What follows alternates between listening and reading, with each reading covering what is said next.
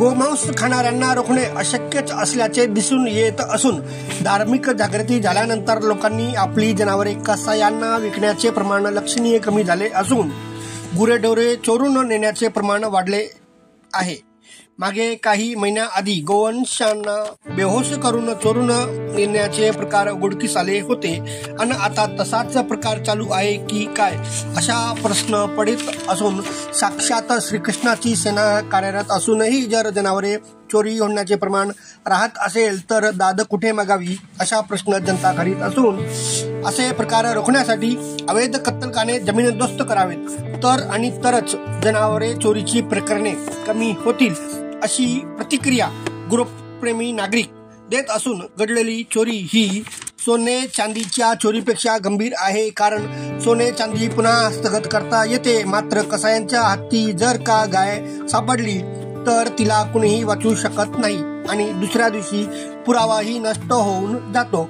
कंधार येथे दिनांक 3/2/2024 रोजी 3 ते 5 वाजता दरम्यान 9 शेळ्या चोरून नेल्या असून परमेश्वर लक्ष्मण चव्हाण राहणार विजयवाडी तालुका कंधार यांनी तशी फिर्याद दिली आहे। तर दुसऱ्या घटनेत 5/2/2024 रोजी रात्री 12:30 ते सकाळी 5 दरम्यान मोजे कोलंबी शिवार तालुका नायगाव आखाड्यावर बांधलेले 2 बैल किंमत अंदाजे 75,000 रुपयाचे कोणीतरी अज्ञात व्यक्तींनी चोरून नेले असून फिर्यादी अनंता दत्तात्रय बैस यांनी नायगाव ठाण्यात फिर्याद दिली आहे। तर दुसरीकडे कुंडलवाडी येथे नव्याने रुजू झालेले सहाय्यक पोलीस निरीक्षक संतोष शेकडे साहेबांना भेटून तालुका आणि शहर टीम विश्व हिंदू परिषद यांनी गोवंश हत्याबंदी कायद्याची कठोर अंमलबजावणी करा अशी विनंती केली आहे।